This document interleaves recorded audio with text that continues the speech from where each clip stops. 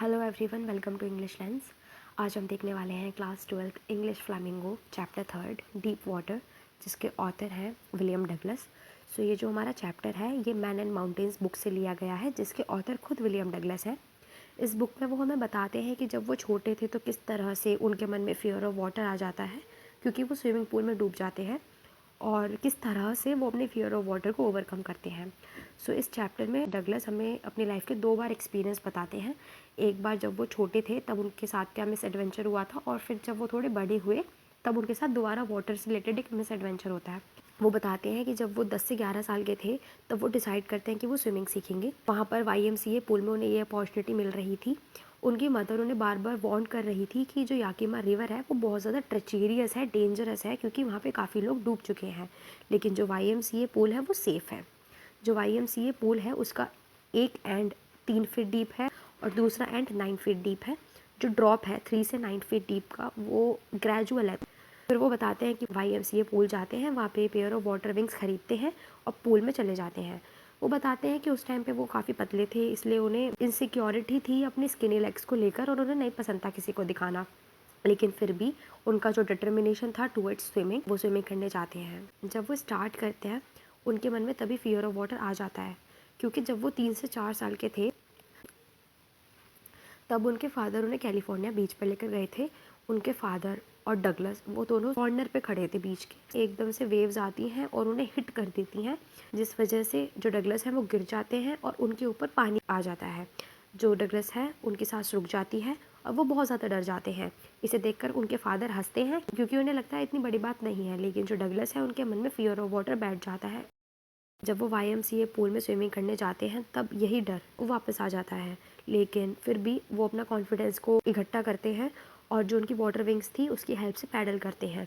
वो अपने आसपास दूसरे बॉयज़ को देखकर कॉपी करने लगते हैं और अलग अलग दिन में ये 2 से 3 बार करते हैं। इस तरीके से उन्हें थोड़ा थोड़ा सेफ फील होने लगा था, जिसके बाद फिर से एक मिस एडवेंचर होता है। एक बार जब वो पूल में जाते हैं तब वहाँ पे कोई भी नहीं होता। प्लेस जो होती है वो बहुत ज़्यादा शांत होती है, पानी रुका होता है, वो वहाँ पे अकेले होते हैं, इसलिए वो सोचते हैं कि मैं रुक जाता हूँ जब तक दूसरे आते हैं। इतने में एक बिग बुरुशर बॉय वहाँ पर आता है, जिसकी एज नियरली 18 ईयर्स ओल्ड थी। उसके चेस्ट में काफ़ी थिक हेयर थे और उसकी काफ़ी अच्छी फिजिकल स्ट्रक्चर थी, मसल्स थे उसके। बेसिकली वो जिम बॉय था। तो वो डगलस को बोलते हैं, हाय स्किनी, तुम्हें कैसा लगेगा अगर तुम्हें धक्का दे दिया जाए या फिर तुम्हें डुबा दिया जाए। जो डगलस थे वो सिटिंग पोजीशन पे वेट कर रहे थे दूसरे बॉयज़ का। जो ब्रूशर बॉय था वो डगलस को उठाता है, पानी में फेंक देता है। जो डगलस थे वो सिटिंग पोजीशन पे बैठे हुए थे और वो रेडी तो थे नहीं, इस वजह से जो पानी है वो उनकी नाक में चला जाता है। वो सोचते हैं कि जब मैं बॉटम को हिट करूँगा तब मैं बहुत तेज़ से जंप लगाऊंगा और सरफेस पे आके लेट जाऊँगा, पैडल करूँगा पूल पर, जिससे मैं कोने पे पहुँच जाऊँगा। लेकिन जो 9 फीट डीप है उन्हें वो 90 फीट डीप लगता है। बॉटम को टच करने से पहले ही उनके लंग्स इतने भर जाते हैं पानी से, ऐसा लगता है कि वो फटने वाले हों। उसके बाद वो जब हिट करते हैं बॉटम को, बहुत ही तेज से वो ऊपर की तरफ फोर्स लगाते हैं, लेकिन रिजल्ट में वो बहुत स्लोली ऊपर आते हैं। जैसे ही अपनी आइज़ वो खोलते हैं उन्हें कुछ नहीं दिखता, उन्हें सिर्फ और सिर्फ पानी दिखता है। पानी जो कि येलो था। यहाँ पे येलो वाटर का मतलब है वहाँ पे एल्गी थी पानी में। वो बहुत ज़्यादा पैनिक हो जाते हैं। वो ट्राई करते हैं अगर कहीं से वो रोप पकड़ ले, लेकिन उनके हाथ में सिर्फ और सिर्फ पानी आ रहा था। वो बहुत ज़्यादा सफोकेट करते हैं। वो चिल्लाने का ट्राई करते हैं, लेकिन पानी के अलावा उन्हें कोई नहीं सुन पा रहा था। उनकी आइज़, उनकी नोज़ पानी से बाहर आती है, लेकिन उनका पूरा मुंह नहीं आ पाता, और इस तरीके से वो फेल हो जाते हैं at the surface of water. पानी बहुत ज़्यादा उनके अंदर चला जाता है और उनकी जो नोज़ है वो ब्लॉक हो जाती है। उनके पैर ऐसे हो गए थे जैसे कि डेड वेट्स, बहुत ज़्यादा हैवी, पैरालाइज्ड, क्योंकि वो मूव नहीं कर रहे थे। ऐसा लग रहा था कि बहुत तेज़ी से कोई फोर्स उन्हें पानी में ही खींच रही हो। डगलस चिल्ला रहे थे, लेकिन सिर्फ पानी ही उन्हें सुन पा रहा था। फिर वापस से वो ऊपर से नीचे जाने लगते हैं पूल के बॉटम की तरफ। ऐसा लगता है कि वो बहुत ज़्यादा डरावना सपना है। उनकी सांस भी रुक जाती है। उनका जो लंग्स है वो बहुत ज़्यादा भर गया था पानी से। उनका सर बहुत तेज़ दर्द कर रहा था। फिर उन्हें अपनी स्ट्रैटेजी याद आती है जो उन्होंने बनाई थी कि जब मैं बॉटम को हिट करूँगा मैं बहुत तेज़ी से ऊपर आऊँगा, सरफेस पर लेटकर अपने हाथ और पैरों की मदद से किनारे पर चला जाऊँगा। लेकिन जब वो नीचे पहुँचते हैं उन्हें कुछ नहीं दिखता, सिर्फ और सिर्फ पानी दिखता है। उस पानी से कोई भी नहीं दिख सकता। उनका जो टेरर था वो बहुत ज़्यादा बढ़ गया था, एब्सोल्यूट फियर आ गया था, जिसे वो बोलते हैं शीर स्टार्क टेरर। उस डर को कोई नहीं समझ सकता था, सिर्फ वही समझ सकता था जिसने उसे एक्सपीरियंस किया है। इस डर का कोई भी कंट्रोल नहीं था। जब वो पानी में जाते हैं तो वो पैरालाइज्ड हो जाते हैं। स्टिफ हो जाते हैं, रिजिड हो जाते हैं फियर के साथ। उनकी बॉडी पार्ट्स ही मूव नहीं कर रहे थे। वो जब चिल्ला रहे थे उनकी आवाज़ उनके गले से बाहर नहीं जा रही थी। ऐसा लग रहा था उनका गला जम गया हो। सिर्फ डगलस का हार्ट बीट कर रहा था, जिससे उन्हें पता लग रहा था कि वो अभी भी अलाइव है। उसके बाद वापस से टेरर आ जाता है। डगलस को याद आता है कि मुझे तो जंप करना था। जैसे ही टाइल्स उन्हें उनके पैरों के नीचे फील होती है, जंप करते हैं जितनी तेजी से वो कर सकते हैं। लेकिन जो जंप थी वो इतनी तेज नहीं कर पाते जितना वो सोचते हैं। अब भी उनके आसपास पानी ही पानी था। वो रोप्स के लिए देखते हैं, लैडर्स के लिए देखते हैं, वाटर विंग्स के लिए देखते हैं, लेकिन उन्हें कुछ नहीं दिखता, सिर्फ पानी और पानी। पानी जो कि येलो टिंच था, और जो उनका टेरर था वो और ज़्यादा गहरा होता जा रहा था, जैसे कि चार्ज ऑफ इलेक्ट्रिसिटी, मतलब करंट। उनके आर्म्स मूव नहीं कर रहे थे, उनके लेग्स मूव नहीं कर रहे थे। वो ट्राई करते हैं चिल्लाने का, हेल्प मांगने का, अपनी मदर को आवाज़ लगाते हैं, लेकिन कुछ भी नहीं होता। और एकदम से सब कुछ बहुत लाइट फील होने लगता है। जैसे जैसे वो ऊपर आ रहे थे पानी से, उनकी आइज़ बाहर आई, उनकी नोज़ बाहर आई, लेकिन फिर वो वापस से थर्ड टाइम पानी के अंदर जाने लगे। उन्होंने एयर को इनहेल करने का ट्राई किया, लेकिन आसपास पानी होने की वजह से वो वापस से पानी उनके नाक में चला जाता है। जितने भी एफर्ट्स थे वो सारे वेस्ट हो रहे थे, लेकिन जो डगलस थे वो रिलैक्स हो गए। उनके जो पैर थे उन्हें बहुत लाइट फील होने लगे। उनका जो दिमाग था उसमें हर जगह ब्लैकनेस आ गई। जो डर था वो ख़त्म हो चुका था।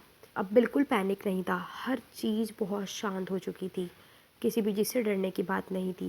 हर चीज़ बहुत अच्छी थी। ऐसा लग रहा था कि बस वो सो जाएं। अब जंप करने की ज़रूरत ही नहीं है, क्योंकि वो थक भी चुके हैं जंप करते करते। अब बहुत अच्छा लग रहा था। ऐसा लग रहा था जैसे कि वो स्पेस पे फ्लोट कर रहे हो। टेंडर आर्म्स उनके आसपास हो, टेंडर आर्म्स जैसे कि मदर की आर्म हो उनके आसपास। अब वो सोना चाहते थे। ये जो लाइन है, I cross to oblivion and the curtain of life fell, ये एग्ज़ाम पॉइंट ऑफ व्यू से बहुत ज़्यादा इंपॉर्टेंट है। डायरेक्ट लाइन देकर इसका मीनिंग पूछ लेते हैं। इस लाइन का मीनिंग ये है कि वो बहुत ज़्यादा थक चुके थे। उन्हें समझ आ गया था कि उनकी डेथ काफ़ी नियर है और वो अनकॉन्शियस हो चुके थे। अब उन्हें किसी भी चीज़ की परवाह नहीं है। अब सिर्फ वो सोना चाहते हैं। फिर वो बताते हैं कि इसके बाद जो उन्हें याद है वो ये याद है कि वो लेटे हुए थे पूल की साइड में, पेट के थ्रू लेटा था, वॉमिट कर रहा था। जिसने बिग ब्रूशर बॉय ने मुझे पूल में फेंका था, वो बोल रहा था कि मैंने तो बस मजाक किया था। वहाँ पे और भी लोग थे, जिसमें से कोई बोलता है कि ये कैसा मजाक है, बच्चा मर सकता था। डगलस है उन्हें लॉकर रूम में लेके चलते हैं। कुछ घंटे बाद जो डगलस है वो अपने घर जाते हैं। वो जब जा रहे थे उन्हें बहुत ज़्यादा वीक फील होता है, वो बहुत ज़्यादा डरे होते हैं। जब वो अपने बेड पर जाते हैं वो बहुत ज़्यादा रोते हैं। कुछ रात तक तो उन्होंने खाना ही नहीं खाया। जो डर था उनके मन में वो बहुत ज़्यादा बढ़ गया था। हल्का सा कोई मूवमेंट उन्हें उदास कर दे रहा था, उनके मन में डर आ जा रहा था। ऐसा लग रहा था जैसे कि वो लंगड़े होके चल रहे हों। उनका पेट बहुत ज़्यादा दर्द कर रहा था। उन्होंने डिसाइड कर लिया था कि मैं कभी पूल में नहीं जाऊंगा, और वो पूल में गए भी नहीं। उनका जो पानी को लेकर डर था वो बहुत ज़्यादा बढ़ गया था, इसलिए जितना वो अवॉइड कर सकते थे पानी में जाने के लिए वो करते थे। कुछ साल बाद उन्हें जब वाटर ऑफ कैस्केडेस के बारे में पता चला, वो वहाँ पे जाना चाहते थे, और जितने बार भी वो गए जो डर था वो वापस से आ जाता था। डगलस के लेग्स बिल्कुल पैरालाइज हो जाते थे, और ऐसा लगता था जैसे कि जो डर है उसने उन्हें जकड़ लिया हो।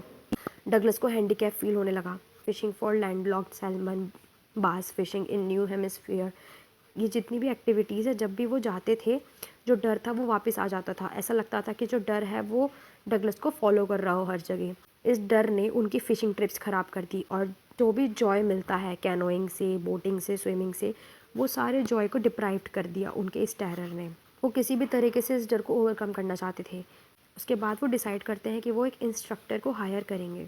जो इंस्ट्रक्टर है वो हफ्ते में 5 दिन, हर दिन 1 घंटा उन्हें प्रैक्टिस करवाता था पानी में। इंस्ट्रक्टर ने डगलस के आसपास बेल्ट बांधी थी, और उस बेल्ट से एक रोप अटैच थी जो कि फर्दर एक पुली से अटैच थी। डगलस उस पानी के आगे पीछे जा पाते थे या फिर उस पानी के अंदर जा पाते थे। वो ये practice hour and hour, day and day, week and week करते रहते। हर ट्रिप में बेसिकली जब भी वो कोई एक्शन करते टुवर्ड्स वाटर, उनका जो डर है वो उनके आसपास आ जाता। जितने बार भी जो इंस्ट्रक्टर है वो रोप को रिलीज़ करता था, वो पानी के अंदर चले जाते थे, लेकिन जो डर है वो वापस आ जाता था। उनके लेग्स वही फ्रोज हो जाते थे। फिर जो इंस्ट्रक्टर है वो बताता है कि किस तरीके से डगलस को अपना फेस पानी के अंदर रखकर इनहेल करना है और एक्सेल करना है। ये जो एक्टिविटीज़ हैं ये डगलस 100 ऑफ टाइम्स करते हैं। धीरे धीरे करके जो डर है वो ख़त्म होने लगता है। उसके बाद वो बताते हैं कि किस तरीके से पूल के साइड में हम किक कर सकते हैं अपने लेग्स को। पहले तो डगलस के लेग्स बिल्कुल उनके फेवर में नहीं थे, बिल्कुल वर्क नहीं कर रहे थे, लेकिन धीरे धीरे उनके पैर उनके हिसाब से चलने लगे।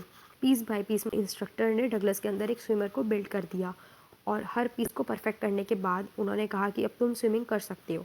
लेकिन जो डगलस है उन्हें लगा था कि मेरी ये प्रैक्टिस अभी ख़त्म नहीं हुई। उन्हें अभी भी डर था कि अगर मैं अकेला कभी पूल में होता हूँ तो शायद वो डर मेरा वापस आ जाए, इसलिए वो अकेले ट्राई करते हैं। वो जाते हैं टाइनी वेस्टिगेस, जिससे उनका जो पुराना टेरर है वो वापस आ जाता है। लेकिन अब वो अपने डर से बात कर पा रहे थे कि तुम मुझे डराना चाहते हो, वेल देखते रहो। ये जुलाई तक चलता है, लेकिन वो सेटिस्फाई नहीं थे खुद से। वो श्योर नहीं थे कि उनका पूरा डर ख़त्म हुआ है या नहीं, इसलिए वो लेक वेंटवर्थ जाते हैं जो कि न्यू हेमिस्फेयर में है, और वहाँ से ट्रिग्स आइलैंड तक जाते हैं और 2 मील स्विम करके स्टैम्पैक्ट आइलैंड तक जाते हैं। एक बार डर वापस आता है जब वो लेक के मिडिल में होते हैं। वो अपना फेस पानी के अंदर रखते हैं और कुछ भी नहीं बोलते। बहुत थोड़े अमाउंट में डर आता है, लेकिन वो हंसते हैं और वो डर से बात करते हैं कि तुम्हें क्या लगता है, तुम मुझे डरा दोगे। उसके बाद वो आगे अपना स्विमिंग कंटिन्यू करते हैं। फिर नेक्स्ट मॉर्निंग वो वापस से स्विम करते हैं। वो बहुत ज़्यादा खुश हो जाते हैं और वो इतनी तेज़ चिल्लाते हैं, गिलबर्ट पीक से उनकी एको भी वापस आती है कि उन्होंने अपने डर को ओवरकम कर लिया है। जो एक्सपीरियंस है डर वाला, इसका डगलस के लिए बहुत ज़्यादा डीप मीनिंग है और इसे सिर्फ वही समझ सकता है जिसने इसे फील किया हो। वो कहते हैं कि डेथ में पीस है, लेकिन जो टेरर है वो सिर्फ फियर ऑफ डेथ में ही है। वो कहते हैं all we have to fear is fear itself, और ये लाइन भी एग्ज़ाम पॉइंट ऑफ व्यू से बहुत ज़्यादा इंपॉर्टेंट है। डगलस बताते हैं कि ये जो मैंने एक्सपीरियंस किया है मरने वाला, ये मेरे टेरर की वजह से ही है। इसकी गहराई में मैं और सिर्फ वही जा सकता है जिसने इसे फील किया है। लास्ट में वो कहते हैं कि उन्हें ऐसा लगता है कि जैसे वो फ्री हो चुके हैं ट्रेल्स पे वॉक करने के लिए, पीक को क्लाइम करने के लिए। उनका सारा फियर ख़त्म हो चुका है। सो ये चैप्टर यहाँ पे ख़त्म होता है। आई होप सो आपको पसंद आया होगा। If you like this video please like and subscribe to my channel. Thank you.